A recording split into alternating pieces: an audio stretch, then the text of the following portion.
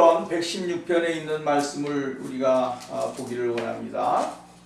110편의 6편에 있는 말씀을 보면 그가 하나님 앞에 어떠한 믿음의 삶을 살고자 했던가를 이야기하고 있고 받았던 은혜가 무엇인지를 깨닫게 하고 있습니다. 코로나19로 인해서 지금 여러 가지 세계가 공황 상태에 이르게 되었습니다.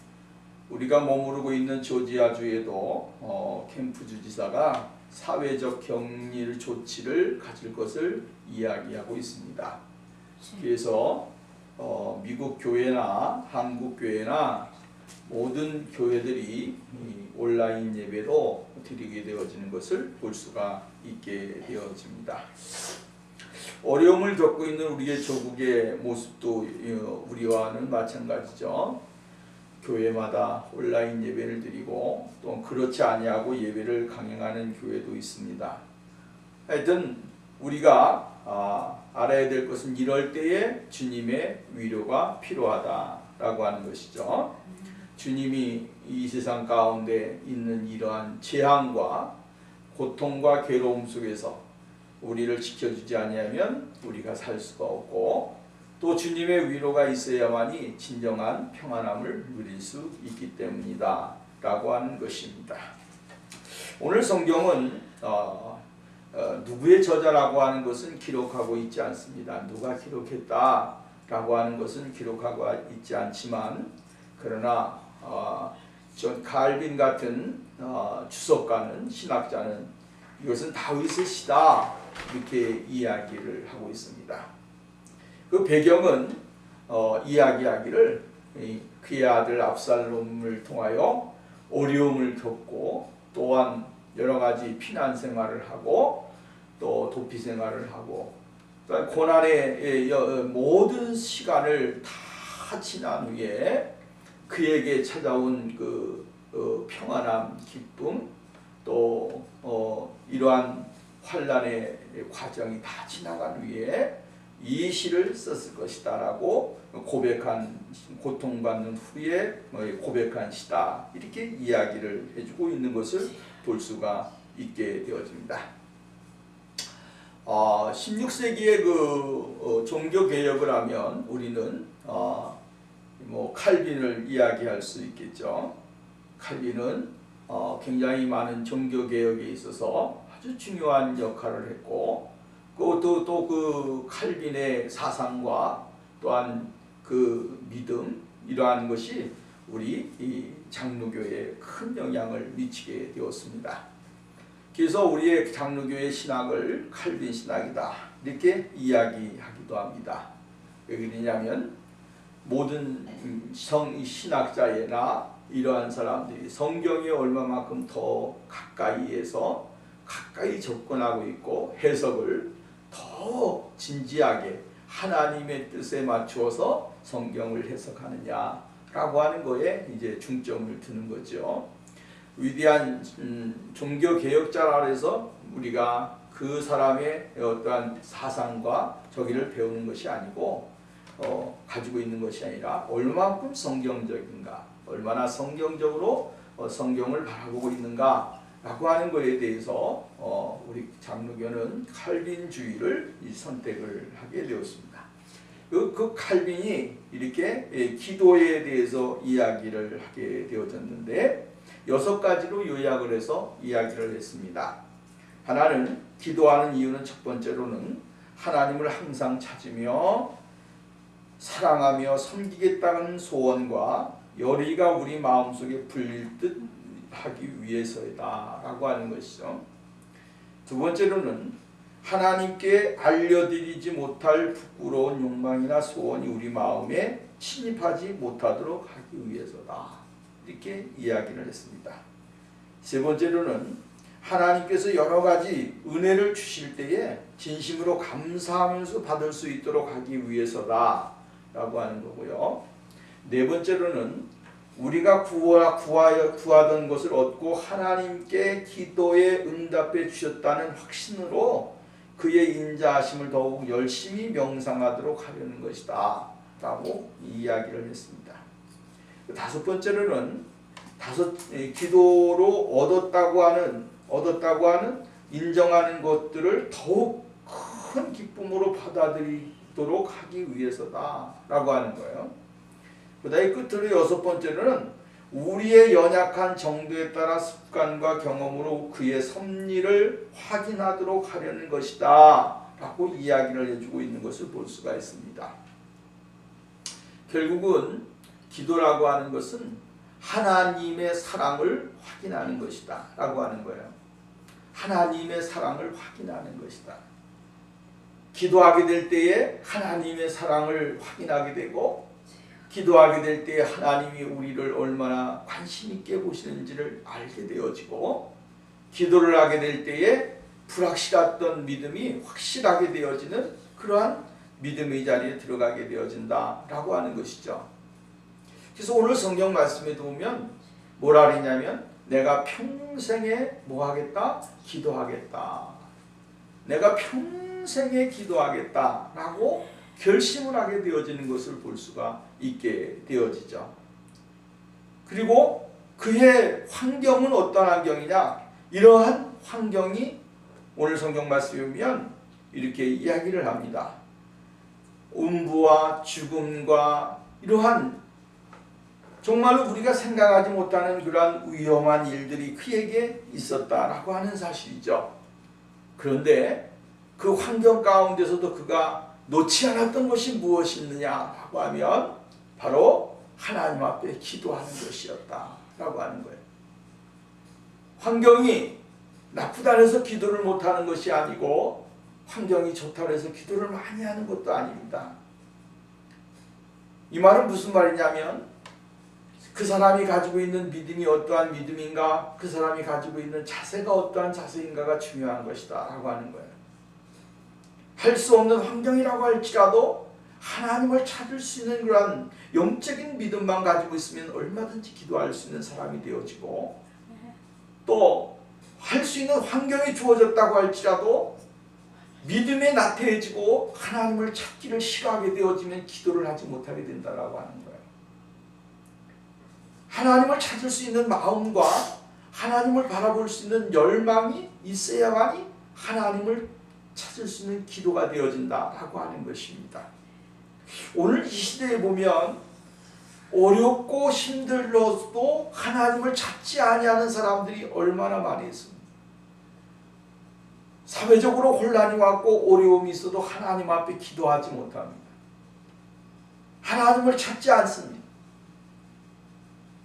이러한 것을 보게 되어지면 바로 오늘 이 마지막 때에 예수님이 하신 말씀이 뭐냐면 말세에 진짜 믿음이 있는 사람을 보겠느냐라고 하는 말씀이 다시 한번 생각이 되어지는 것입니다.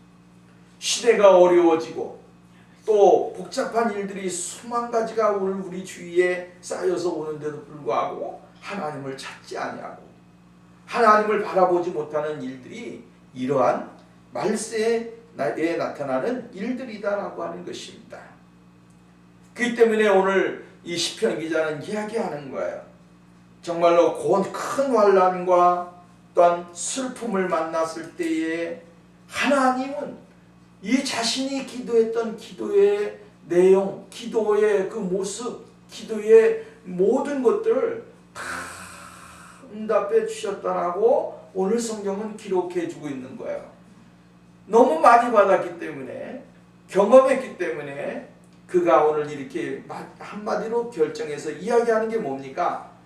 내게 주신 은혜를 내가 무엇으로 보답할 수 있겠느냐? 응?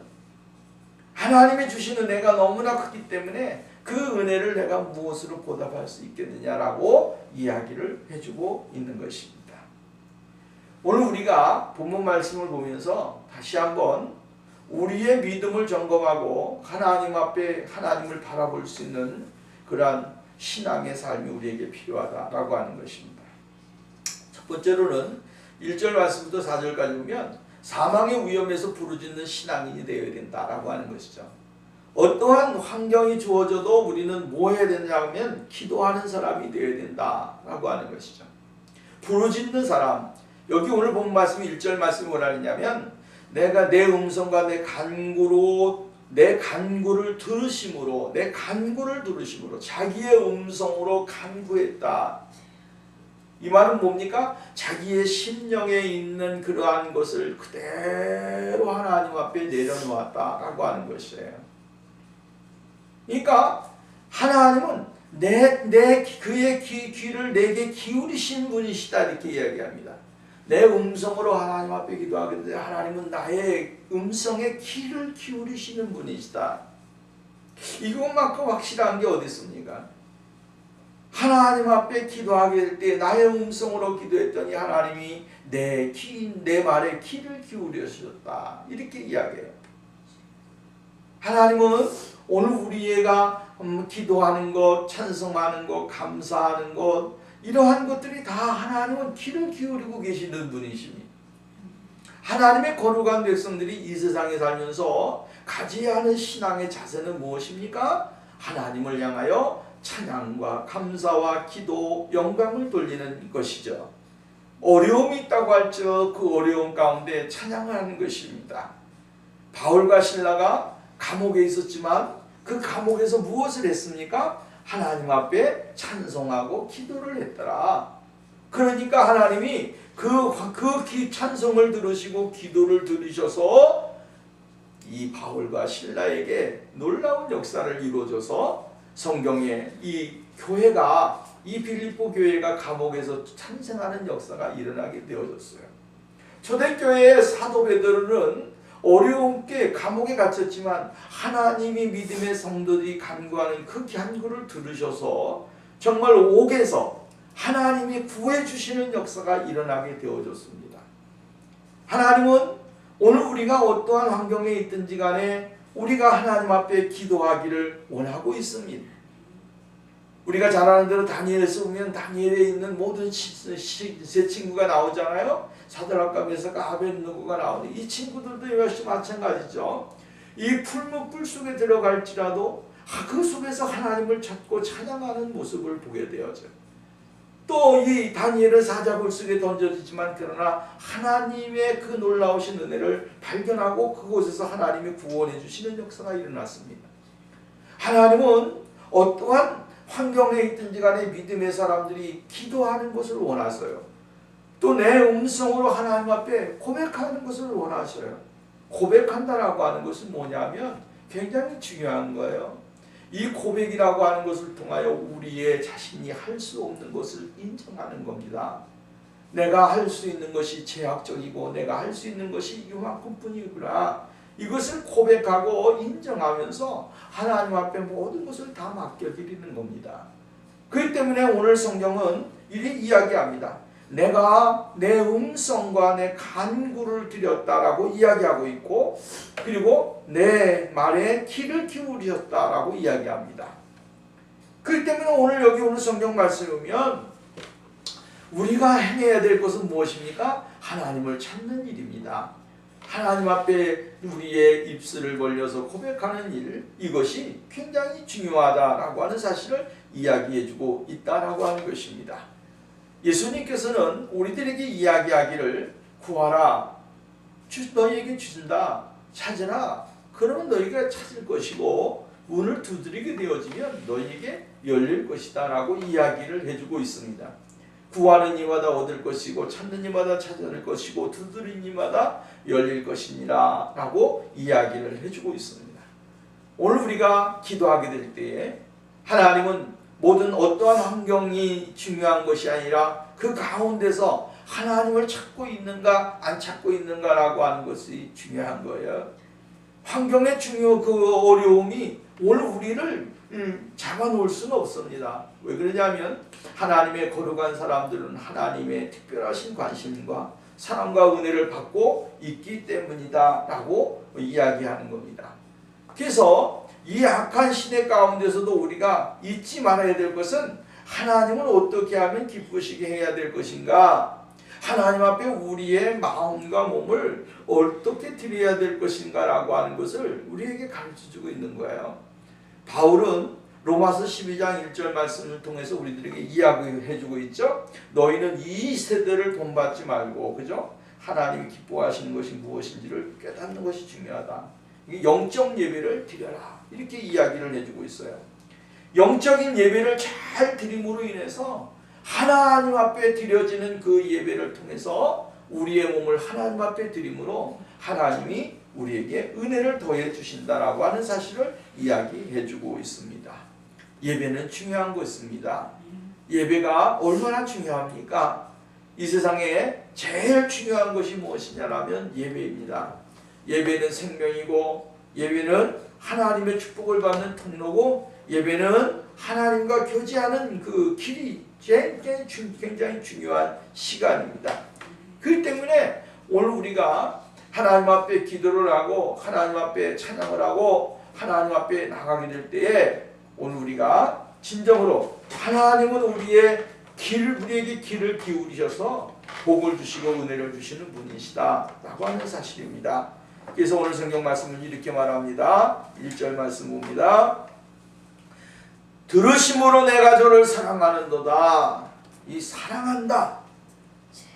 그리고 기울이셨으므로 내가 평생에 기도하리로다.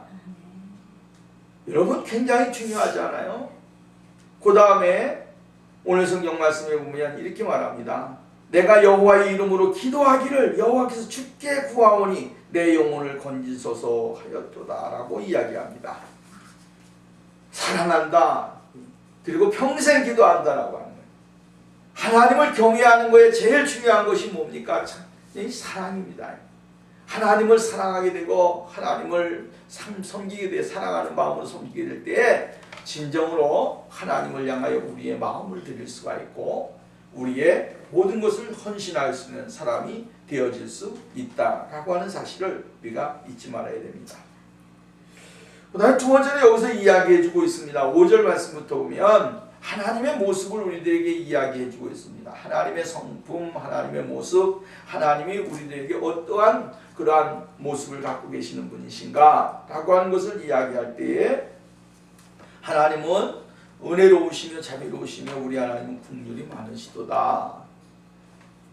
하나님은 은혜로우시며 자비로우신 분이시다.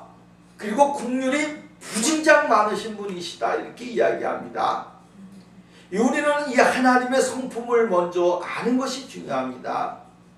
믿음의 생활을 할 때 하나님이 어떠한 분인지를 알게 되어지면 우리가 기도를 안 할 수가 없고 찬송을 안 할 수가 없고 감사를 안 할 수가 없습니다. 하나님의 그 모습을 발견하는 게 중요해요. 근데 오늘 시편 기자는 뭐라 그랬냐면 하나님은 은혜로우신 분이시다. 하나님 은혜가 끝이 없으신 분이시다. 그 다음 자비로우시다. 긍휼이 많으신 분이 하나님이시다라고 이야기를 해주고 있어요. 이것은 그냥 이야기하고 싶어서 하는 것이 아니고 그가 경험한 하나님, 체험한 하나님, 그가 만난 하나님, 그가 신앙생활을 하고 하나님을 의지하는 동안에 그에게 베풀어 주셨던 하나님의 그 품성을 이야기하는 겁니다. 우리가 이 세상을 살아가면서 이 하나님의 품성을 발견하게 될 때에, 체험하게 될 때에 사람이 인성이 변하게 되고 삶이 변하게 되고 모습이 변하는 겁니다. 하나님의 모습을 발견하지 못하게 되면 그 사람은 옛사람 그대로 머물러 있는 거예요. 그 머물러 있어서 자기가 어떠한 특별한 사람인 줄 알고 착각하고 인성의 모습이, 더러운 모습이 그대로 나오는 겁니다. 그런데 하나님의 품성을 진짜 깨달은 사람은 예수님의 모습과 닮아가지 아니할 수가 없는 거예요. 예수님의 모습을 어떻게 하면 닮아갈까? 예수님의 모습을 어떻게 하면 따라갈까? 예수님의 모습이 내 삶을 통하여 어떻게 하면 나타날까? 이것이 오늘 우리의 고민이 되고 우리의 삶이 되어야 되는 것이죠. 그런데 예수님의 하나님의 품성을 발견하지 못한 사람은 어떻게 되냐면 그 인성 그대로 이 세상에 태어날 때 가지고 있던 인성 그대로가 자기의 것으로 착각을 하고 인생을 살아가는 거예요. 그래서 두 가지의 사람이 있습니다.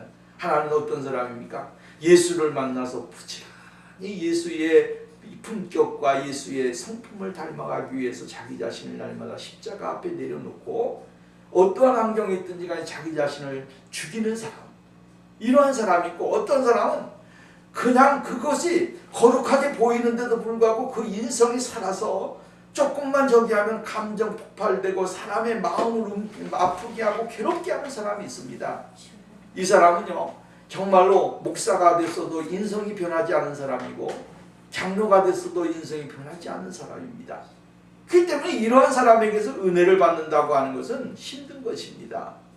오늘 우리가 예수의 품성을 갖는다고 하는 것은 사도 바울은 하나 예수 그리스도 앞에 예수를 담기 위해서 자기 자신을 날마다 죽는다고 이야기하고 있어요.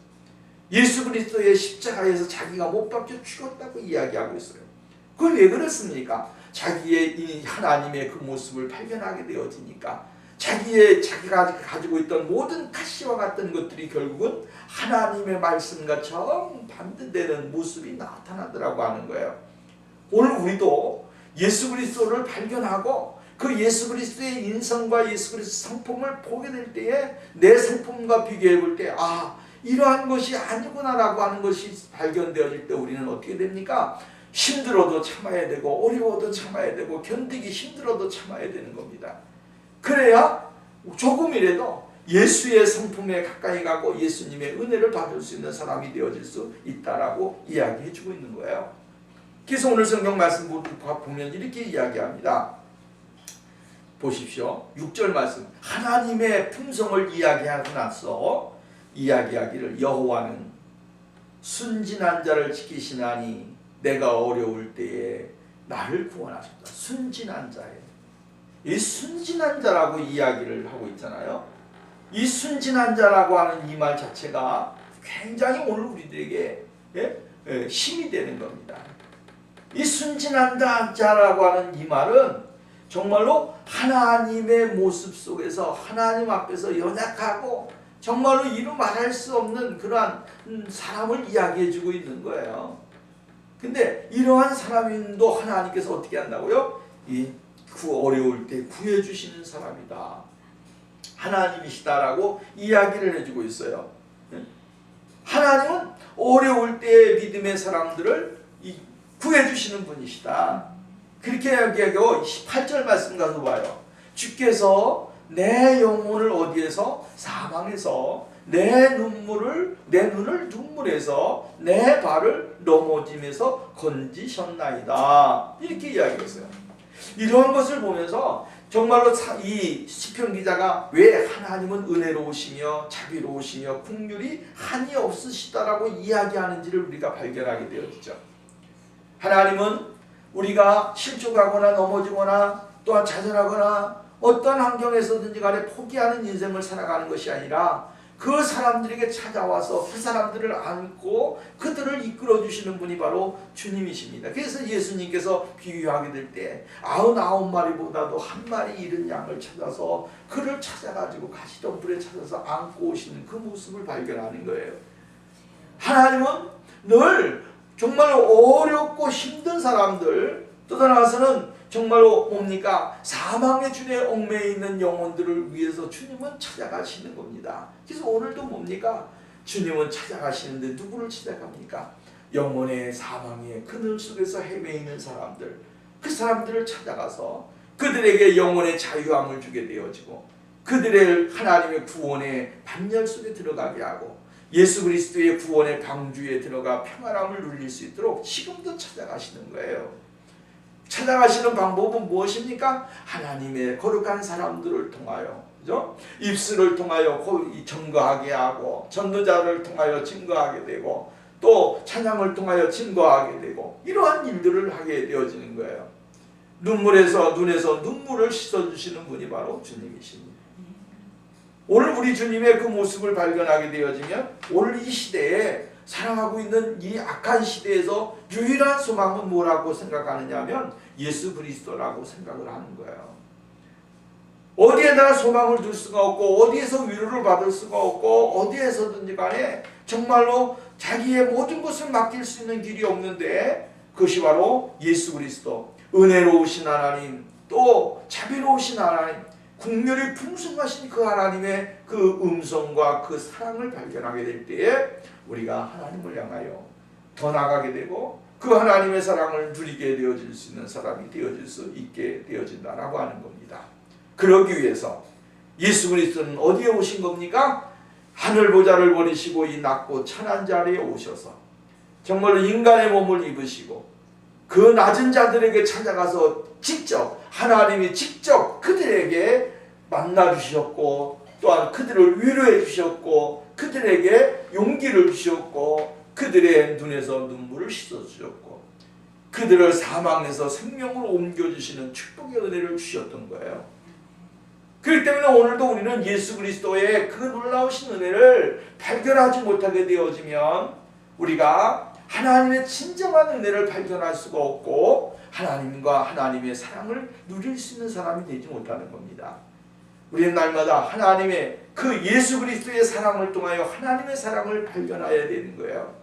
그 사랑이 무한한 사랑 아니겠습니까? 자기를 위한 사랑이 아니고 자기를 위한 희생이 아니고 정말 이 땅에 있어서 죄악 가운데 험해 있는 사람들 또 고통받는 사람들 낙심해 있는 사람들 이러한 사람들을 향해서 한 걸음 더 나가 주님은 찾아오시고 은혜를 주시는 그러한 역사가 일어나게 되어지는 것을 볼 수가 있게 되어지는 것입니다.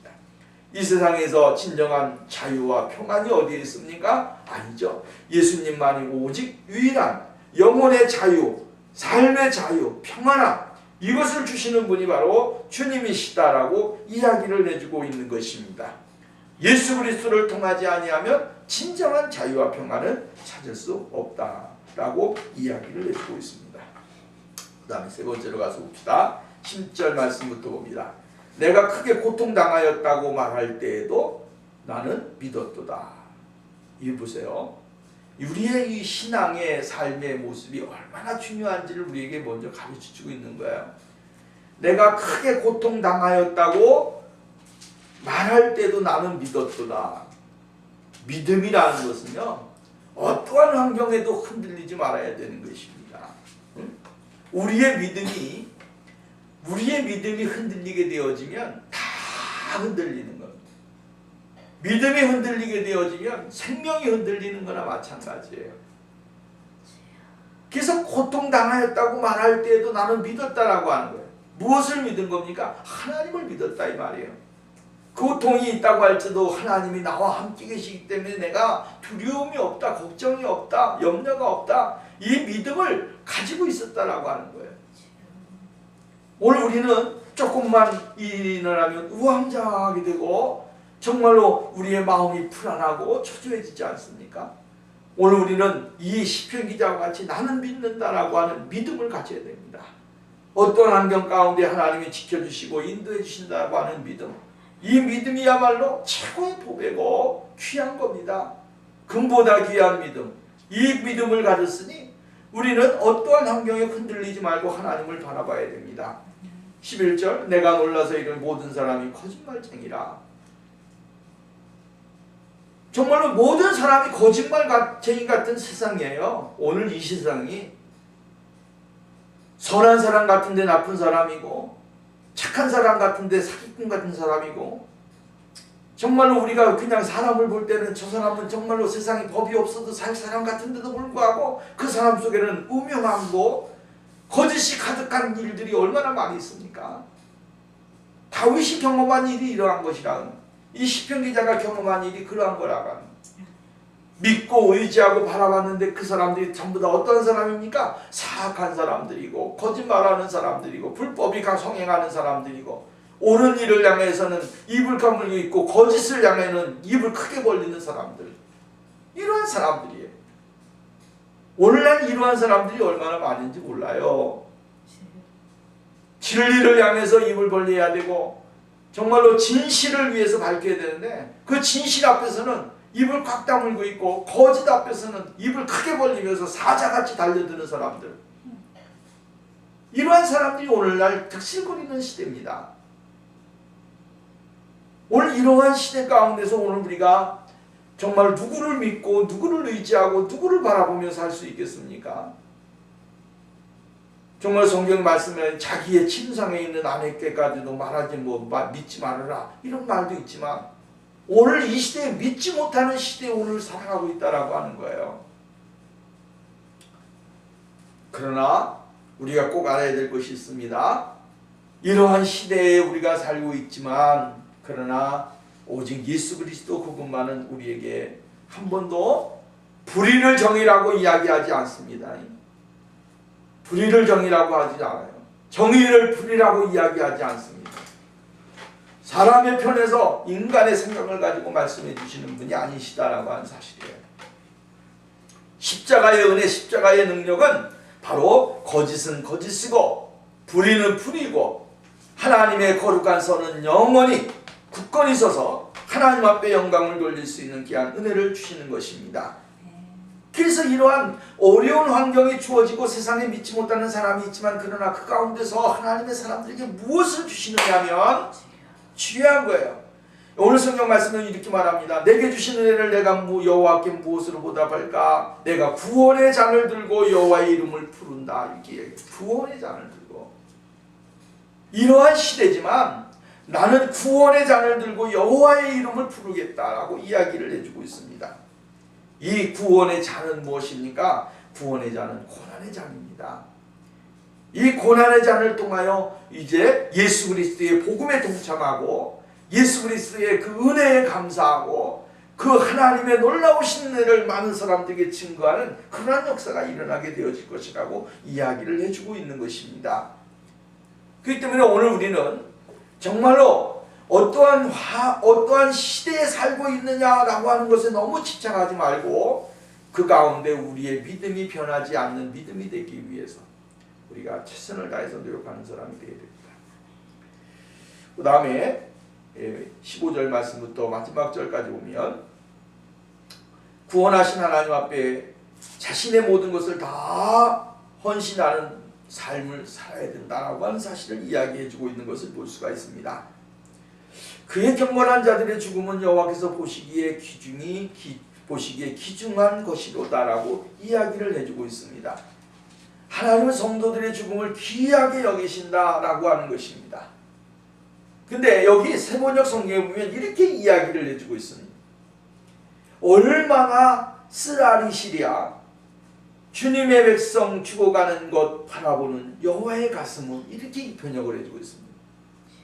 무고한 사람들에게 하나님의 사람들이 죽음을 당하고 있고 무고한 사람들이 이 대적들에 의하여 죽음을 당하고 있을 때 하나님의 마음은 이런 말할 수 없이 쓰라리시다라고 하는 사실이에요.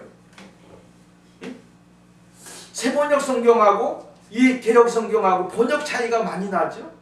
성경은 오늘 성경에 성도의 죽은 것은 저 죽음을 여호와께서는 귀중히 보시는도다 이렇게 이야기하지만 세번역 성경은 이렇게 이야기해주고 있는 거예요.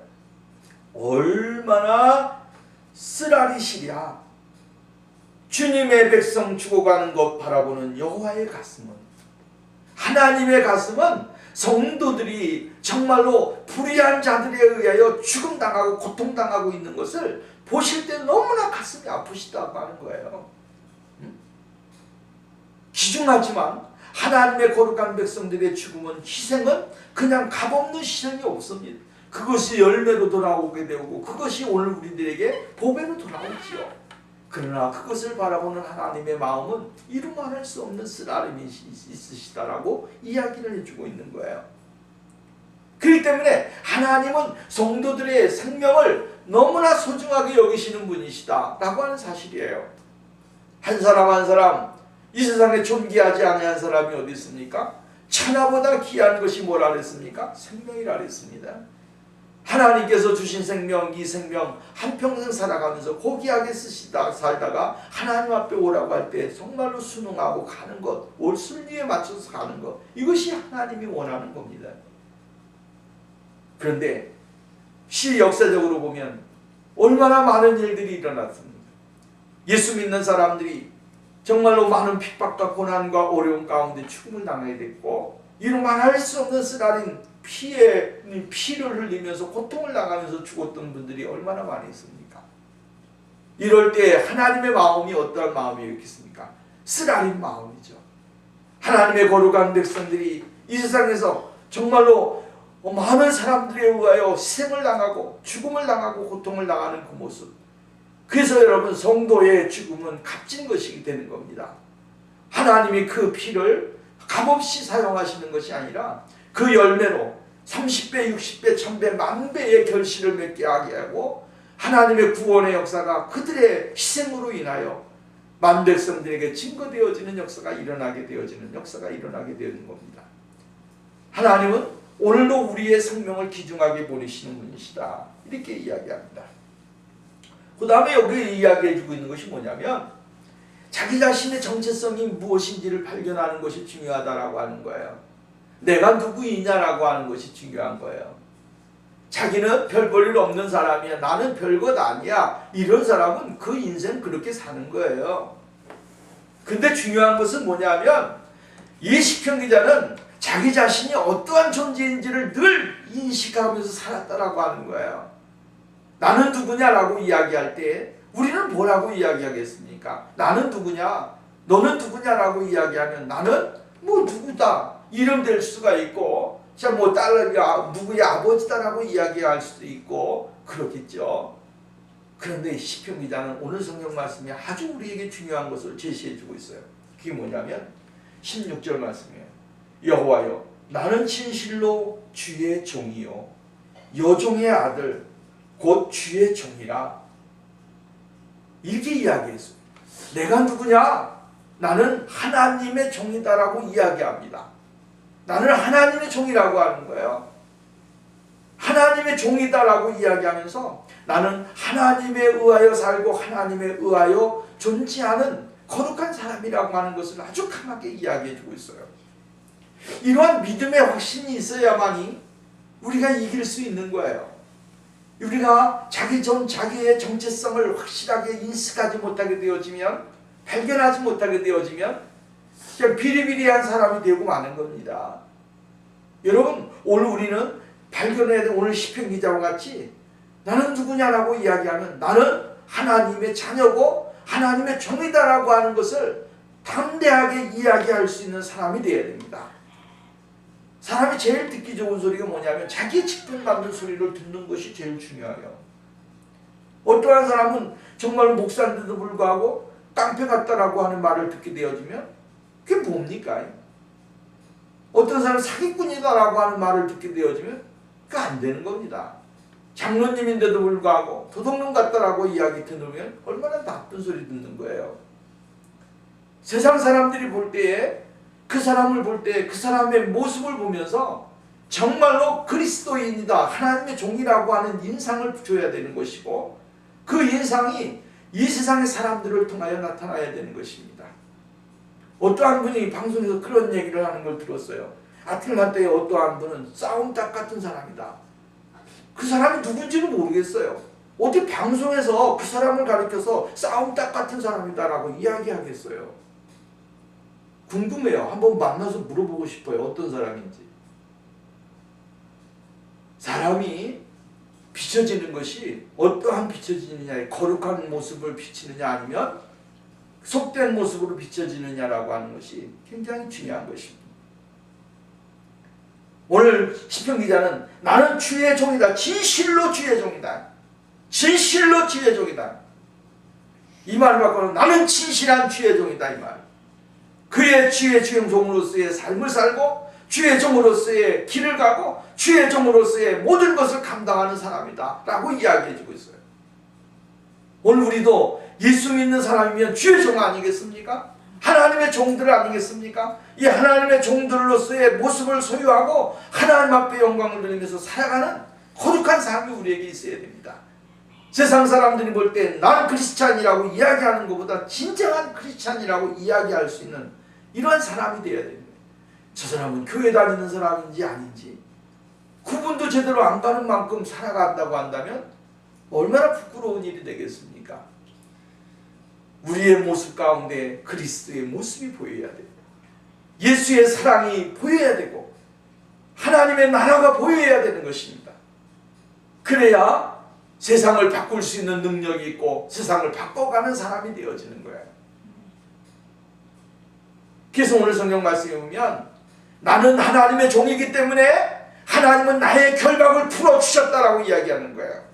나는 하나님의 종이기 때문에 이 세상에 어떤 환경이 주어진지라도 하나님은 나를 지키실 것이다 라고 하는 믿음을 갖고 살아야 돼요. 코로나 바이러스가 아무리 강할지라도 나는 하나님의 종이기 때문에 이길 수가 있고 하나님의 보호하심을 받을 수가 있고 하나님은 나와 동행하신다라고 하는 믿음을 가져야 됩니다. 불안하고 초조하고 살아가는 게 아니라 담대하게 그리스도의 모습을 드러내는 삶이 중요한 것이다 라고 하는 거예요. 외식하면서 진실한 하나님의 사랑을 발견하지 못하는 사람들이 얼마나 많이 있습니까? 하나님은 이러한 사람들을 향하여서 이렇게 말합니다. 화 있을진저 외식하는 자들아, 외식하는 서기관들과 바리새인들이여, 잔과 대접의 겉은 깨끗하다 이 말이에요. 잔과 겉은 깨끗해요. 대접의 겉이 깨끗하고 그 잔의 겉이 깨끗해요. 그런데 그 안에는 탐욕과 방탕으로 가득하게 차 있다. 이것이 오늘날 이 시대를 살아가는 사람들의 모습이에요. 겉으로는 치장을 엄청 잘하고 아름답게 보이려고 하지만 그러나 그 마음속에는, 그 내적에는 음흉하고 사악하고 이루 말할 수 없는 그러한 것으로 가득 차 있는 이러한 시대에 오늘 살아가고 있는 거예요. 그렇기 때문에 오늘 우리는 결론적으로 이야기하면 하나님의 거룩한 사람으로서 행해야 될 본분을 잊지 말아야 합니다. 어려울 때, 힘들 때에 하나님을 찾아야 되는 거예요. 하나님을 찾고 하나님을 바라보고 하나님 앞에 나가야 됩니다.